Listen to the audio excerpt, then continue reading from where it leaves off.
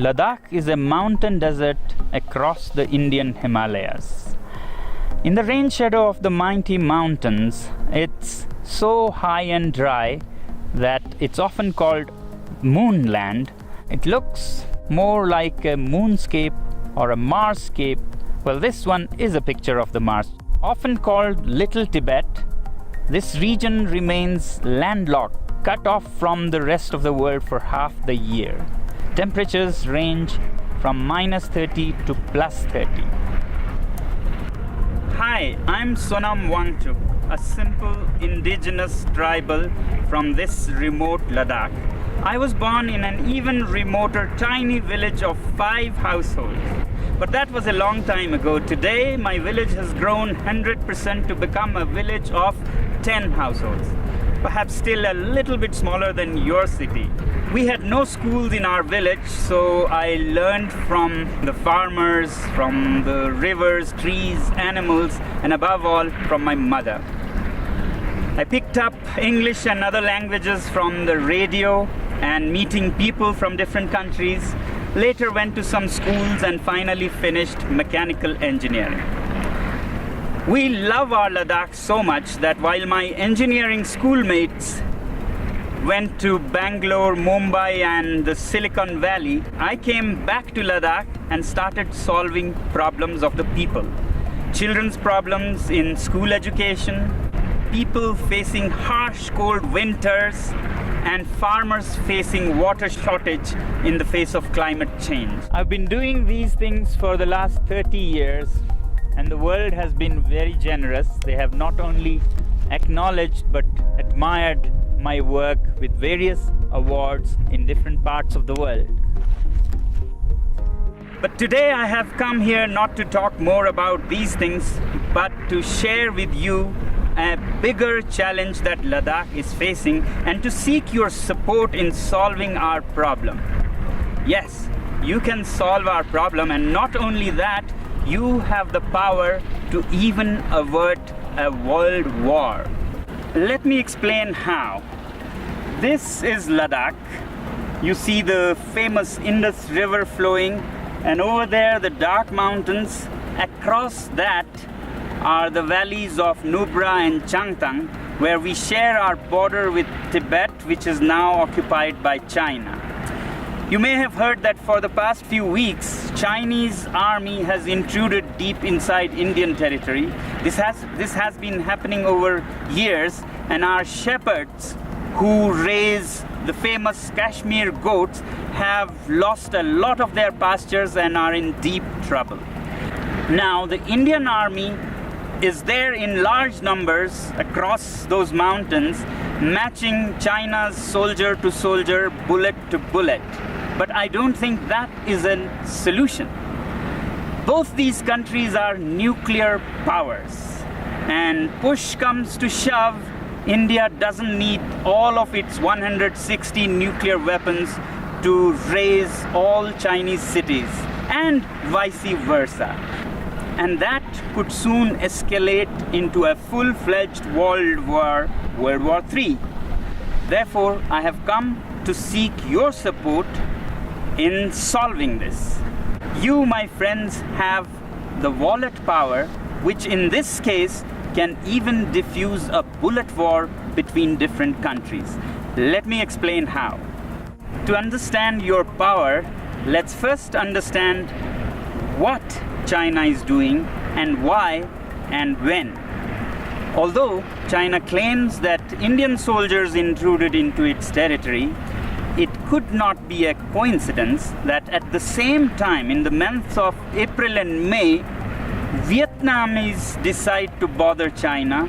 Taiwan and the US Navy also decide to bother China. And the timing is important. This is the time when the whole world is dealing with the pandemic. Who would even think of border disputes? But one country has serious reasons to do that, and that is China. China, being a totalitarian regime, fears not so much the bullet power of India or the US. What it fears most is its own people. The 1.4 billion people that work like bonded laborers without many rights and enrich this regime, when they are angry, there's a situation for an uprising, a revolt. And today, after the COVID pandemic, people in China are furious with their government for how they handled the pandemic. Chinese businesses are shut, factories are shut, unemployment reaches 20%. And it's time for an uprising. And that's when China picks up fights with several of its neighbors to divert the attention of angry citizens from the economy to nationalism.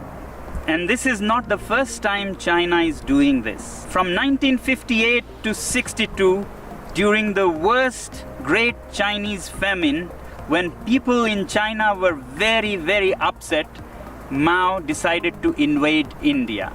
And now Xi is doing the same thing again. Well, this is the simple analysis of my simple tribal mind. If this be the case, then we, the citizens of the world, should use our wallet judiciously and hit China where it hurts most, the economy. If enough people around the world decide that we will no longer buy Chinese goods and sponsor this regime, then that will see their worst nightmares coming true. And I think this is the only way we can bring the Chinese regime on the discussion table for peace dialogues. We must always clearly remember that when we say China, it's the regime and not the civilization, not the people. In fact, the Chinese people are themselves the greatest victim in this. And that's why, my friends, I've come to seek your support. We use so many Chinese products, software, hardware, from apps and software that sends millions and millions of dollars to China to products like clothing, phones, computers. If we boycott these goods, it'll send a clear message to China that the world is not happy with you. But is it right to boycott goods from a particular country? When normally not, when it is among equal partners.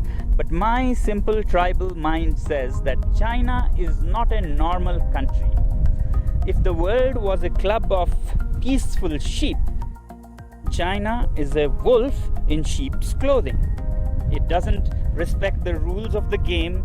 It's a totalitarian regime run by a clique. It's not representative of its people. In fact, its people are just an instrument for its expansionist ambitions. It doesn't respect international customs or bodies like the WHO, and we saw because of its behavior how the COVID spread so much and caused so much suffering. Yet, we, the people of the world, also have double standards. We overlook everything and just want trade with it. In 1947, China gobbled up Inner Mongolia. We were silent. We wanted trade. Later, Tibet, with its 6 million Tibetan Buddhists, were annexed. We were silent. We wanted trade. And then Xinjiang, with its 10 million Uyghur Muslims, were gobbled up. We were silent. We wanted trade. In fact, 60% of today's China is occupied territory. But we overlook that because we want trade. But the biggest victims of this regime are the 1.4 billion Chinese. They work like bonded laborers, have hardly any rights, and if they raise their voice, they disappear. China has already blocked and banned Twitter, Google, Facebook, and keeps its people from all the information of the free world. And now with the Belt and Roads Initiative, China is laying a debt trap around the world. Already, countries like Sri Lanka have lost their land as they couldn't pay the debts. Pakistan is soon becoming a colony of this kind. In Africa, Djibouti has already lost its land for China. Countries like Tonga have debts that amount to 44% of its GDP. After Asia and Africa, they're soon arriving in Europe, where assets are being built all over Central Asia and Europe with loans from Chinese companies and contracts given to Chinese companies with very high rates, and when you can't repay the loans, you lose your land. To my simple tribal mind, these belts and roads are the veins to suck the blood of the world, to send finished Chinese goods and to suck resources and money from around the world. But we overlook all these facts because we are addicted to cheap Chinese goods. We must also find out, why are these goods cheap in the first place? Can we ethically make cheap goods like this? Well, they are cheap because the labor is low paid, labor laws are hardly there, and natural resources are plundered like there is no tomorrow. State subsidizes utilities to artificially lower their prices, and they manipulate currencies in their favor. So it's time that we, citizens of the world, take our wallets into our hands and say we have personal economic sanctions on this regime. And yet in the free world, we have the double standards to say that if our own country has environmental and human rights restrictions, we move our factories to China. Well, aren't Chinese people human beings with human rights? Isn't nature in China a part of this planet? Now, some people would ask, is it practical? How can we manage without Chinese goods? And what are the alternatives?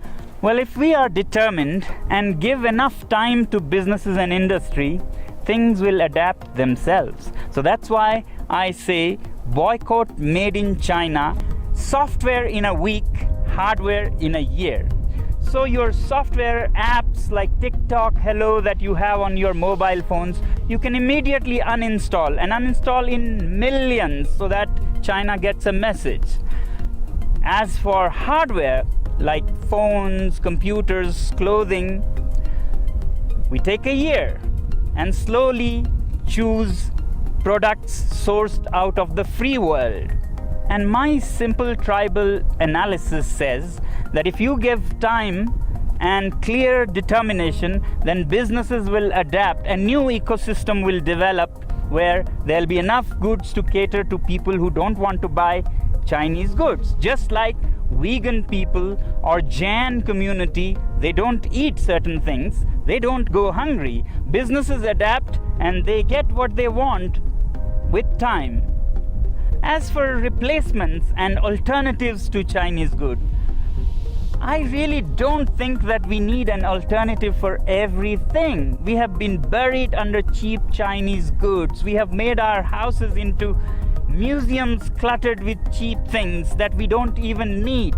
Why do we need 10 pairs of shoes? Why can't we do with 3 pairs of shoes made very nicely by local craftsmen? Why do we let these goods pollute our rivers, lakes? Can we learn to live simpler?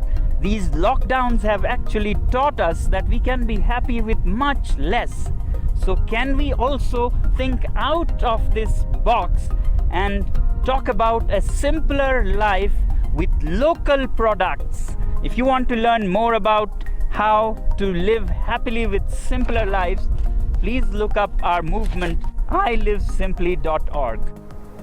You may not agree with me, but if we keep appeasing China because of our addiction to trade with it and overlook everything else, my simple tribal mind says that we might even be repeating history. How in the late 1930s, the British government led by Chamberlain kept appeasing Hitler and giving in to its demands finally led to the Second World War.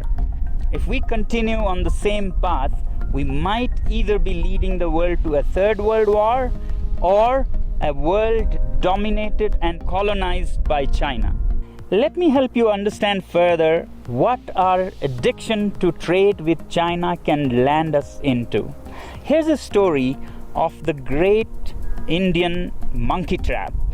Man puts a sweet bait into the pitcher and then ties this pitcher to a tree with a very small opening. And the monkey comes, puts his hand into the pitcher, grabs the sweet. As it closes its fist to grab this bait, the opening is so small that a closed fist cannot come out of its mouth. But the monkey does not understand that all it has to do is let go of its little booty to free itself from slavery. It struggles and struggles to get its hand out, but doesn't open its fist and let go of the bait. Continues for all night, and in the morning, the shrewd hunters come and catch it, all because of its attachment to its booty. I hope we are more evolved than monkeys and can let go of such baits. Well, this is all that the last citizen from the remotest part of the planet can say. The choice is yours.